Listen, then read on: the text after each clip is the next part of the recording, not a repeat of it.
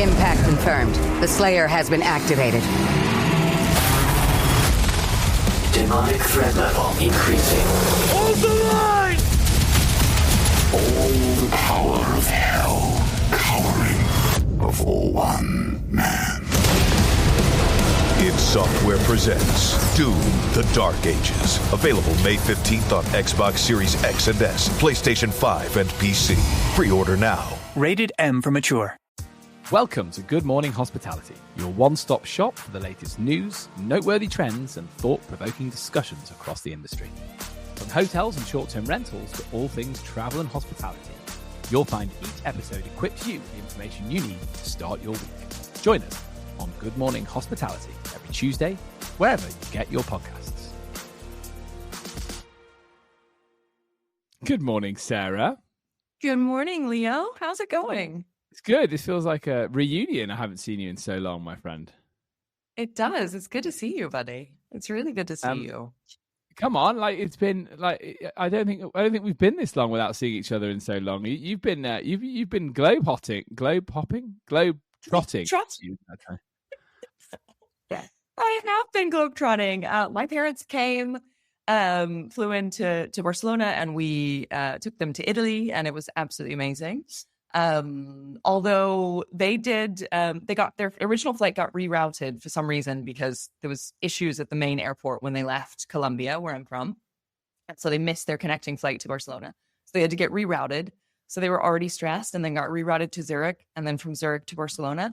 And 45 minutes after they took off from Zurich, the blackout happened in Spain. So I had no way to know if their flight was landing or can planes even land without electricity? I don't know. Apparently they can. I had no idea what was going on and couldn't contact them. And they were in the air, so they didn't have data or anything anyway. I panicked trying to get to the airport. You would think it would be mayhem. Actually, love Spain. The bars, everyone was like, it's a Monday. We've had really terrible weather for the last 2 weeks. It's finally sunny. We don't have to work. Great. Everybody was at the bar. And the bars had something. We have cold beer, but not for long. Come get it while you can. I love it. And for our non-European listeners, this was big news, right? It wasn't just Barcelona. The whole of Spain and Portugal went down, didn't it? The whole mainland, right? It was madness. And I think the craziest thing is we couldn't get information because we're so used to getting all of our information from online news sources. And so nobody knew what was going on. You would hear on the street, oh, I hear it's all of Italy, Spain, Portugal, and France, and it's a terrible, cyber attack. You hear all kinds of stuff. And so you have no idea what's going on. I still think the official explanation they've given is quite dodgy, but oh well. It was madness. It was, none of the street lamps were working. And so imagine a big 5 or 6 lane main road in Barcelona. Try and cross that with no lights, it was absolute madness. The traffic was ridiculous. It was a madhouse. People were trapped in the metro. People were trapped in elevators, right? You had people were trapped in elevators in the metro. And the power went off at maybe 12, I think. And in my flat, I got power back at 7:30 at night, but I know people who didn't get it until the next morning. So it was madness, but I will say I just love the Spanish resilience. It was life gives you lemons. We are going to make sangria. Forget the lemonade. Straight to sangria. So that made me feel good. Yeah. And my parents were like, what do you mean? Everybody's just partying on the street. I don't think this is dangerous when they landed and I told them. And we got to the airport and it took me the Aerobus that I normally take that takes 30 minutes without fail. They just weren't coming. There was just no buses. They couldn't get there. They were drinking sangria in the bars. Yeah. Well, I ended up in the bank in the bus line. We got with 2 other people. And we're like, should we just try and flag down a taxi and share a taxi? What do we do? So we did. And we ended up getting a taxi, but it took us over an hour to get to the airport in a taxi. It was madness. And then there were my parents, they're not frequent travelers. And I was so nervous. I was thinking, oh gosh, the one thing I told them was when I could get a little bit of signal was whatever you do, don't leave the airport. I'm on my way. And what did they do? They left the airport. And they crossed the street and they were sat on a park bench, mate. Oh my God, we to never found them. But yeah, they were here and the trip to Italy was amazing. Um, Were you in um, Italy for the death of the Pope, the arrival of the new Pope? I kept thinking of you. I was like, wow, Sarah is in Italy at a very important time. yeah, no, and we didn't go to Rome either, which was for me, it was like, fine, I'm not super religious, and it just would have ruined my vacation, I think, to have everything shut down. So it was totally fine. But Mauro's cousin was in Rome the day that the Pope died, and he actually had tickets to get into the Vatican, and he got to the door, and they were like, nope, come back tomorrow, Pope's dead. There you go. So, Wow. So yeah. such a mad time, wasn't it? Such a mad time. But yeah, Italy is beautiful as ever, I assume. Yeah, it was absolutely fabulous. We did I think, I don't know, I'm still working out what is the perfect amount of activities versus leisure, because I often, I have this sort of terrible sin, which is that I want to see so many things that I feel like then I need a holiday after my holiday to recuperate.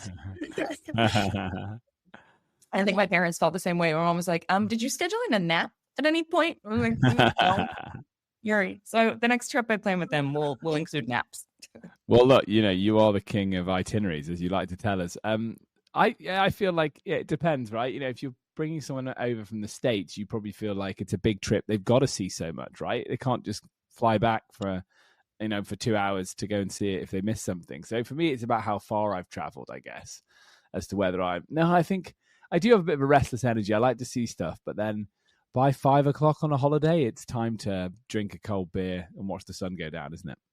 Yeah, and I think that's sort of where I went wrong on some of it, because in my mind things weren't going to take that long, as long as they did. And so I had planned, I don't know, we'll visit like these 3 towns, and like you're not even in the second town and it's almost lunchtime, and you're like, right, well, one of these is going to go. I'm losing a town right now. I'm losing a town. Yeah, I was like, pick a town, any town. These are your 2. My dad's like, I know nothing about them. It doesn't matter. Just pick. Well, look, we're going to go into, I'm glad it was a good trip. We're going to go into what to do in a blackout as a property manager later. I think this is a good article to look at, given what you've been going through in Spain. All I can say very quickly about Brighton life is this: we've had 2 weeks of sunshine, as you can tell by my suntan. Swimming, kids on the beach, like it's been pretty dreamy down here. Had a very interesting time yesterday. Went to Brighton Fringe Festival, which is obviously not as world famous as Edinburgh Fringe Festival, but you get a lot of the Edinburgh performers in Brighton preparing their material. We went to a kid show with our 2 little ones, and I got talking to the performer afterwards. He'd sort of put himself into a giant balloon. I'd highly recommend it if you feel like a bit of a fun afternoon. It wasn't just people with kids there. There were people who wanted to see this guy get into a giant balloon. So it was fab. And I got chatting to him, and I said, "Oh, well, I guess you're preparing for Edinburgh." And he said, "No, I'm not going to Edinburgh because I can't find any accommodation. It's too expensive, and it's all getting too expensive." So Edinburgh City Council, if you are listening, I assume you are. This is what happens when you ban short-term rentals in your city, is you make it too expensive for performers. And we got into a real chat about it. And I thought, oh, God, I must tell Sarah, because here we are. We've talked about this on the pod. We're getting into that time of year where people are starting to prep and plan if they're going to go and do festivals as performers. If the talent goes elsewhere, the festival suffers. So, look, that's a little sort of warning from me, Sarah. Yeah, I hear you.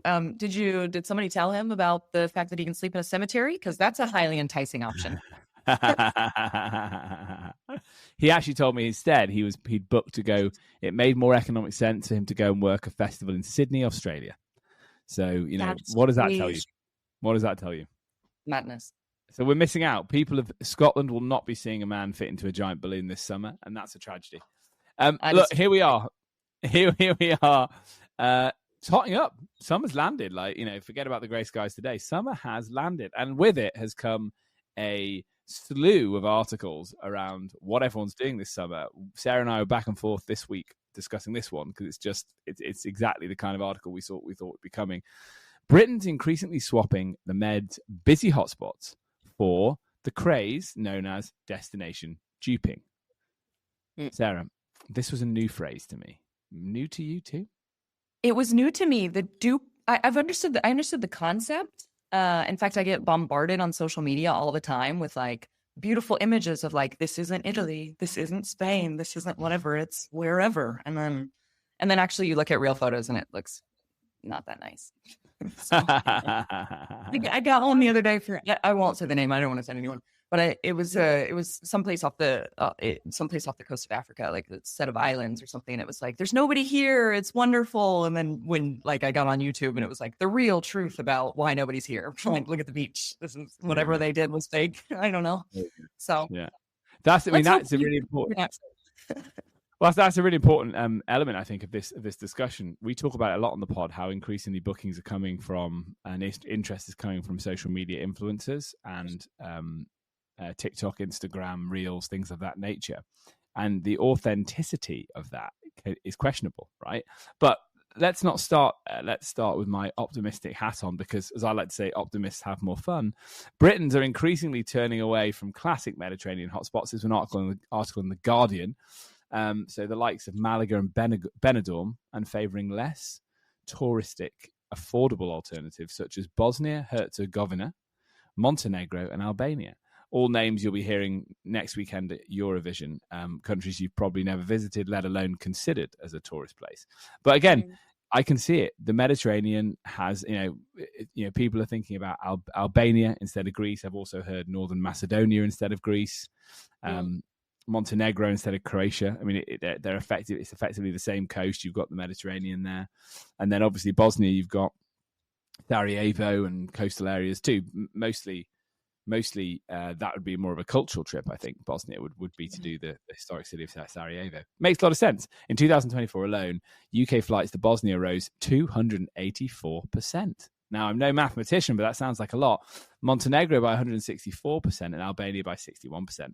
They're saying it's driven by trends in travel. So TikTok influencers, even podcasters potentially getting a mention here, Sarah. So we're all as guilty as this. But it might be something to do with this discussion, this point that we've had on the pod about how Gen Z travelers are looking for something where they're escaping the crowds. Maybe they're the first to experience something. They're not necessarily keen to go to the hotspots that their parents went to. It also maybe comes into the fact that there's not as much money swimming around. So you can get more bang for your buck in these places, because Italy's very expensive. I'm sure you were thinking that when you were there. France is incredibly expensive. Spain less so, but still more expensive than Bosnia, I would imagine. So you've got these trends driving people to try new destinations in Europe. We love that. We talk about that last summer. So we love to see it, and I can't wait to see the data later on in the summer about it.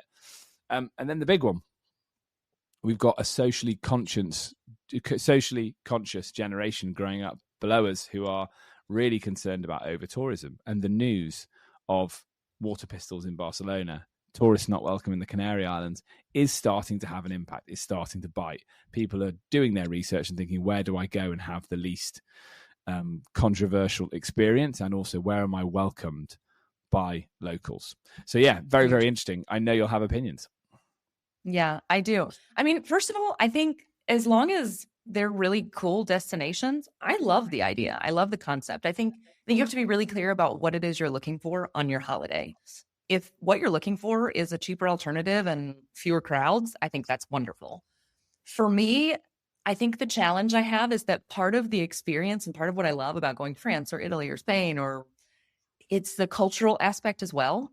And I remember, I don't know, even when I went to Croatia, it was like, I kind of had the thought of like, well, and I'm spoiled, obviously. I live in Spain. I have the Costa Brava like an hour and a half away. And like, kind of my thought was like, it took me like 7 hours to get here to this island in the middle of nowhere, and it kind of isn't better than the Costa Brava, and the food would have been better in Costa Brava, and I would have been able to communicate more with people, and I would have had a more enjoyable, authentic experience. And so I think it's really clear, like for me, I know what I'm looking for, and what I'm looking for in a holiday is very different. It's not just a great deal. It's like every time I travel, I look for some place that I couldn't see at home.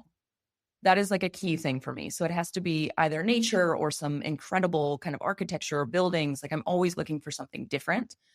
But I think maybe for UK travelers, it's slightly different, right? Like, I mean, you guys have beaches, but you don't have a turquoisey, maybe in Ireland where you're not going to get in, in the water ever.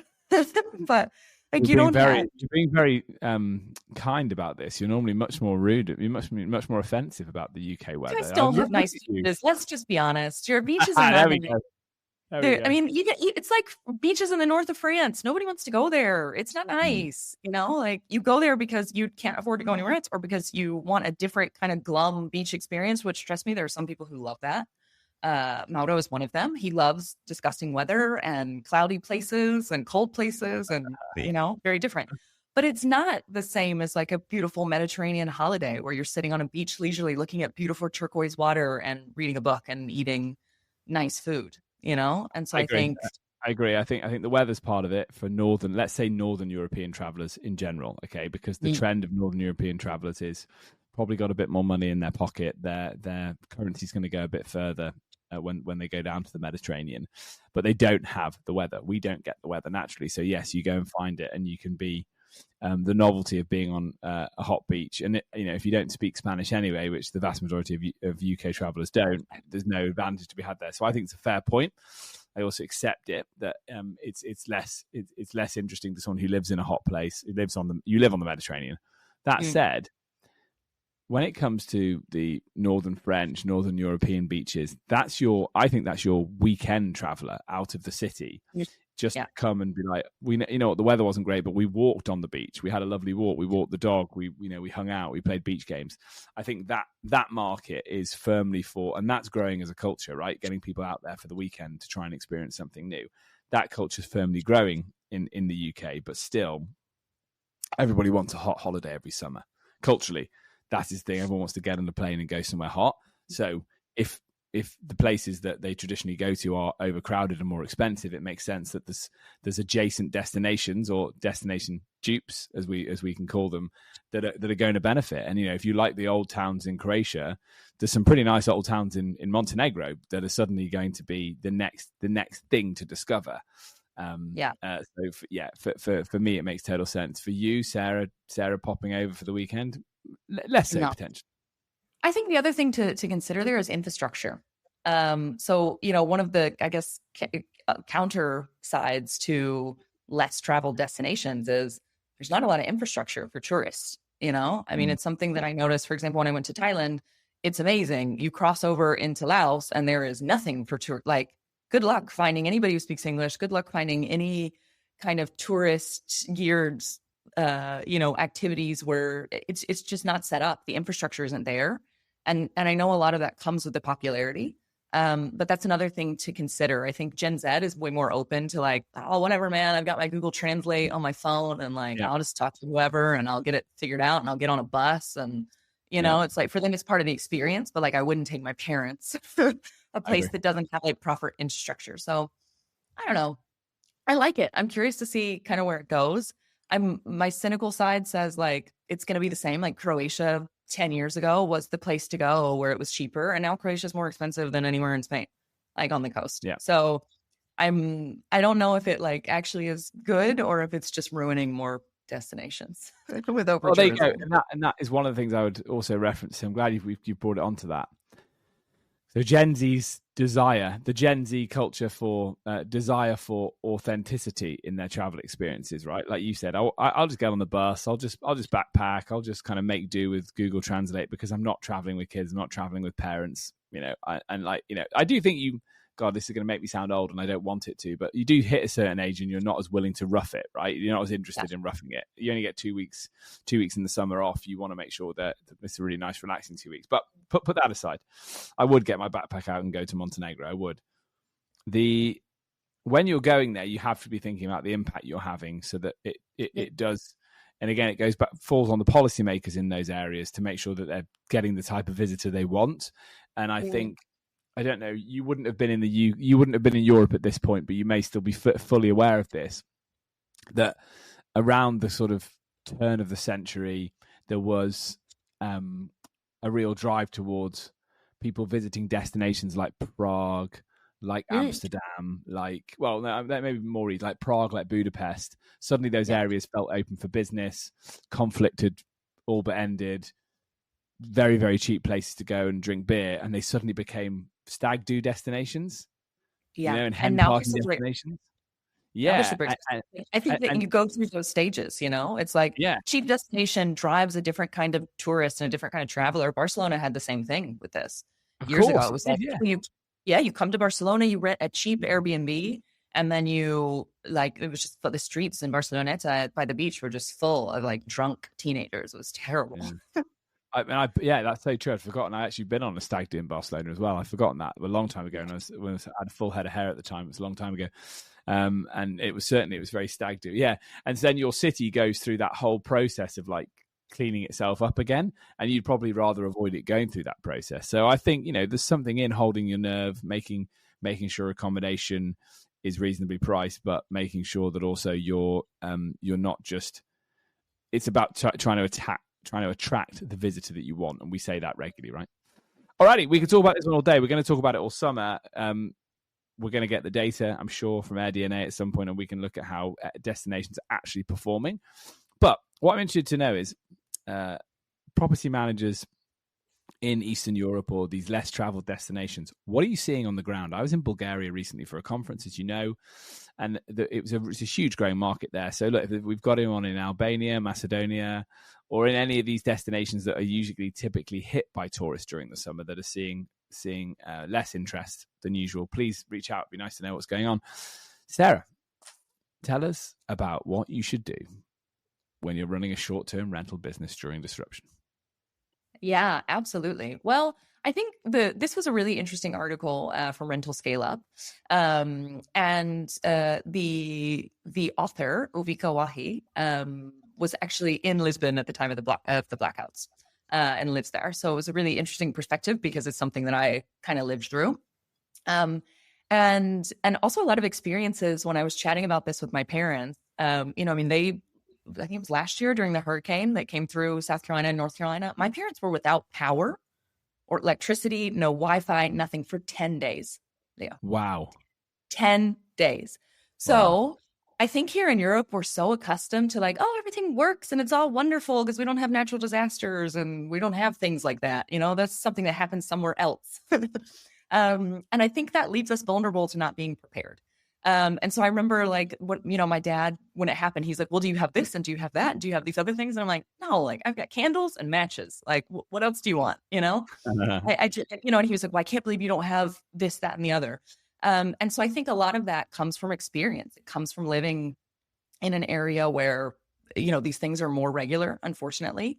And things like whether that's a backup generator, whether that's having alternative instructions for check-in, check-out, sending, and I think this is something that everyone should do, sending the instructions way ahead of in advance of the booking, right? I'm talking at least, 48 hours ahead of time, because I think about this all the time. Like, imagine you're a traveler. When my parents first get here, they don't have data. They don't have anything on their phones until I go and get them a SIM card, So there's so many things that, like, if you just send the check-in instructions 7 hours before check-in or 5 hours or whatever it is, the people who are checking in might not get that. So I think that's a good practice anyway, sending the instructions early. Another good point was having a hideaway key and sending instructions, urging people either to print those or screenshot them on their phones. Having a hideaway key, like that's a real physical key somewhere in case of emergencies. Having a welcome booklet. And as part of that welcome booklet, always have emergency numbers. I think about this all the time when I first came to Europe. It's going to sound really American, but I was thinking, oh gosh, like I saw somebody get hit on their bike in the street and I was like, oh, I need to call the cops. And I called 911, not 112. Now I think they've rerouted it for other idiots like me who don't know the emergency numbers in Europe. And now 911 goes straight to 112. But back in the day, it didn't, right? So something that simple, especially if you have travelers that are coming from, I don't know, maybe somewhere in Asia, they don't know these things. So I think having emergency contacts is really important. Also, local centers of like, hey, this is where you can go if you need this, or having something as simple as like having a radio. I saw a bunch of people, like usually older people, out on the street that had these like battery powered radios. And they had somehow connected it to like a speaker system from one of the bars. And everybody was just sat outside listening to this, like one of my neighbor's radios to figure out what was going on. So something like that, a way of communication. I had some neighbors that had like walkie-talkies and like went and took them to some older neighbors that were like, a couple floors up. And so they couldn't get the lift back down. and said, hey, if you need anything, let us know. This walkie works. So I don't know if it needs to be that extreme, but for sure, check-in instructions that make sense, a real, actual physical hideaway key somewhere else. And also just like the basics, right? Like have some candles. If you can have some sort of generator or backup system, great. And then somebody to contact. And of course, in this particular scenario, like you couldn't even use your phone. So that's not really helpful, but at least a point of, hey, you can go here if something happens, to get more information, or, recommending that people travel with a little bit of cash. Always. I mean, I was so lucky that day, the blackout, that I had cash. I never have cash ever. And for some reason I had taken some out because I couldn't get my like Zoom payment thing to work for a friend. And so I went and took out some cash, and thank goodness I had some, because otherwise I never carry cash. And you couldn't pay with a credit card for anything. It was all cash, I never have any money at all on me. I'd have been done by that. You wouldn't, because you would. I mean, literally, at the bars, if the people that knew you, I mean, they were just writing down, like, take people's tab and just said, "Come pay me tomorrow." It was crazy, I mean, but if you don't know them, they're probably not going to do that. So, I think, a little bit of cash, having alternate check-in methods for sure, emergency contact numbers or emergency places that people can go if and when something like this does happen. And then the other thing that I thought was a really interesting one, which I think everybody should do in their short-term rental anyway. I've heard this for numerous reasons all the time, but spend a full night in your short-term rental in general, right? To see what's like, try and cook a full meal, try and see what's going on. But especially in terms of this blackout stuff, turn off the main power source. Good luck. Spend a night there, and then you're going to find the gaps. I want you to do the check-in process. I want you to try and cook something, which means, I mean, I was lucky my kitchen is gas, and so I could actually cook, but I have tons of friends who everything's electric. I mean, they couldn't even boil water, they couldn't do anything. So having, I think just going through that experience and seeing, okay, what are the things that I would have wanted, or what am I missing about this? So the other, like, even instructions about like how to control the thermostat, right? So many of these apartments now, everything's smart locks, smart thermostat, smart everything. And even in some buildings, which I didn't realize because I had water the whole time, but apparently some buildings have electrical pumps that pump the water through the building, which means some people didn't even have water. Wow. Yeah. Madness. I mean, it is total madness, isn't it? I think I like this. I like the actionable insights that you've given here. I agree with all of them. The one or two I would re-emphasize, because I think that everything you've said is right. As an industry, we talk about this a lot. This need to be professional, be a professional actor. And when I think, but it's fair to say for both of us, when we both talk about being professional on the pod, we're not talking about necessarily being the largest property manager in town, right? Professionalism and having 500 listings is not necessarily, they don't necessarily go together. They can, obviously, but it's, you could have one listing and you could be the most professional host, or you could have 500 and be the most professional host. And that's where those little attention to detail points that you've referenced are really going to come back to the benefit of your guest. Capturing enough data in advance to make sure that you can contact them. You have different ways to contact them, sending them things so they have full visibility of them, but also having the bandwidth to be able to go door to door and visit your guests and check in on them, because you might have to do that. You might have to send, if you've got lots of properties, you might have to send several people into the field. If you've got one or two, you might have to spend the day in the field. Just turning up with a bottle of water for everybody and, seeing how can I help you? And as you say, if they don't have cash, like just treating them to some stuff that you're going to get back later, in a bank transfer. So it goes back to a theme we've talked about a lot, especially over the last 2 months, it feels like, which is service and making sure that we are being hospitality providers. And that is a really good opportunity, because if it's just the days of like throw up a listing on an OTA and leave it and it's done are over, and you need to be providing a service to people so that they feel communicated with. And again, if you're a guest, it's the reason why you should try and book with someone that's reputable, and you've done your research on the host and the property manager to make sure that that you're being looked after in destination. And that goes back to what happens if something goes wrong, but also Are they testing the smoke alarms, the carbon monoxide alarms, all of that stuff that makes sure that you and your family are safe? As a consumer, you have to think about that. And as a property manager, you're going to catch more fish if you do all of that. You work in that way. Yeah, I think you're totally right. I think that the key here is the professionalization and kind of going back to our roots. I know we say it all the time, but this is what hyperlocal allows. I mean, the day that the blackout happened, I did the same. I went because I didn't know what was happening. I didn't know it was like a general blackout. And I was around the corner from my rental flat, and I just walked in and knocked on the door and just said, "Hey, is everything okay?" And they're like, "Yeah, we don't have any electricity." And I said, "Yeah, nobody has electricity.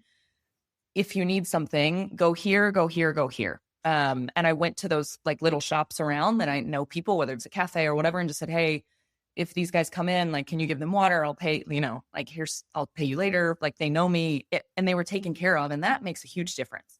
Especially when you're in a country that isn't your home place, where maybe you don't speak the language. Like, that's huge. Yeah, I agree. Well done, you.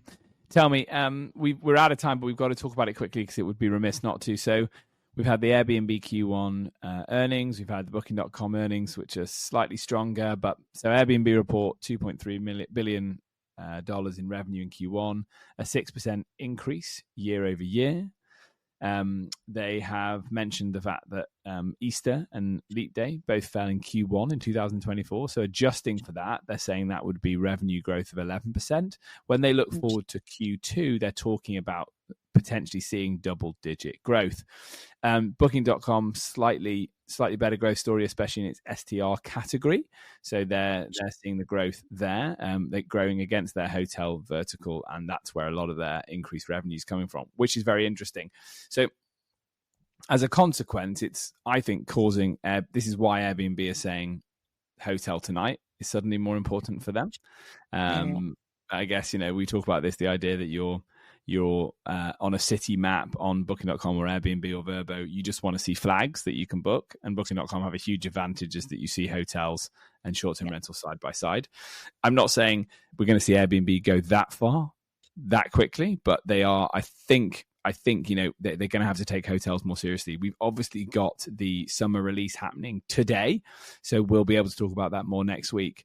But I think generally we're seeing a sign of the times. People are a little bit unsure about what they're doing at the moment, with the economic outlook being a bit uncertain. Should clear up, I assume, and booking windows are shortening anyway, so we should see, I think Q2 will be very revealing of how the year is going to go down, and I think we will see bookings start to pick up. But it's interesting because it feels like everyone's just they're taking a beat, having a think about things, and it is slightly meaning that in general, travel stocks are probably not as interesting as they were, or people thought they would be in the year 2025. So yeah, what do you think, Sarah?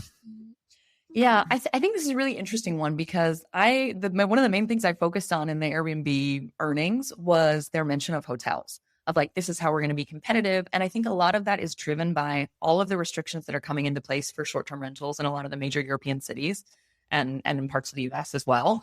They have to have hotel stock or they're going to completely lose those markets. And I think they realize that. And so it's very clear. I mean, they've made it really clear, not only with the Hotel Tonight, but like in the coming years, their goal is to push hotel inventory. And I think it's one of the only things that's going to allow them to be semi-competitive with Booking.com in the same way, right? That Vrbo is heavily dependent on the US market. Airbnb is wholly dependent pretty much on short-term rentals. And so I think they're realizing if they're going to stay around, I think that's why they're pushing into experiences. They're pushing into hotels. They're trying to diversify. And let's see if it works. I think for me, like when I think about an Airbnb, if they have like small boutique hotels on there, which is kind of what they originally launched with, I think that kind of inventory makes sense, or a bed and breakfast or something like that. When it gets into like, I don't know, a 200-room Marriott in Barcelona city center, I don't know if I see it.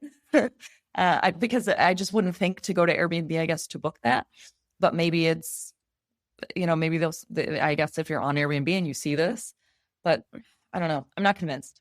I think they have to do it to stay competitive, but I'm not convinced it's going to be as easy as I think they think it is.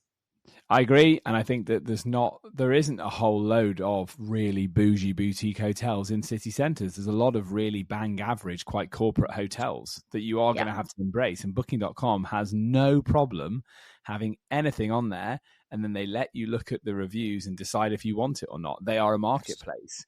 This to me comes into, and I wish we had a bit longer, but we can talk about it next week, I'm sure. What does Airbnb want to be? Because you can't be everything to everybody. You can't have a marketing campaign that kind of disses hotels and then at the same time embraces hotels. You can't be a booking platform as well as we're going to have a lot of control over how people can run their hosting business and almost become a de facto technology provider to short-term rental hosts that mean they don't need a PMS and they don't need to go off platform host marketplace. So this summer release is going to be so interesting. What are they going to focus on? Is it about growth? Is it about becoming the more of a booking channel across the vertical, or is it more about deep diving with short-term rentals and providing extra tools for hosts? I don't think you can do both. And I think it's slightly naive to think that you can, because as you say, and you're an Airbnb customer, have been an Airbnb customer over the years, as most of us have, you have an idea of what an Airbnb is. That's been built up over the last 15 years, that brand understanding of what an Airbnb is. And when you walk into a bad Airbnb, you go, oh, that's a bad Airbnb, because you know what a good one is. When you walk into a boutique hotel, you're not thinking about that. And so, yeah, I think it's a very, very, very interesting time. Hold the front page. Let's see what we get today in the summer release. Yeah, let's see. I'm excited to talk about it next week with you, Leo. Good. Clear your schedule, because we've got that, and we're going to have to talk in very great detail about the Eurovision Song Contest. So, just be ready. I'm so excited. You might need 2 hours, okay? You might need 2 hours. The editors are going to have a field day, aren't they? Okay, gang. Sarah, so nice to be reunited with you. Let's never go this long without speaking to each other. It's hard when you're on holiday. I miss you. I know. I'm so sorry. I broke your heart. You did. And then later this week, we've got a UK market review that I did with Dale Smith, CEO and founder of Host and Stay, for our audience to enjoy as well. What's been happening in the UK market so far in 2025. So, gang, if you've enjoyed today's show, please hit like, share, subscribe, and all the usual social places. And until next week, we look forward to seeing you then. Cheers.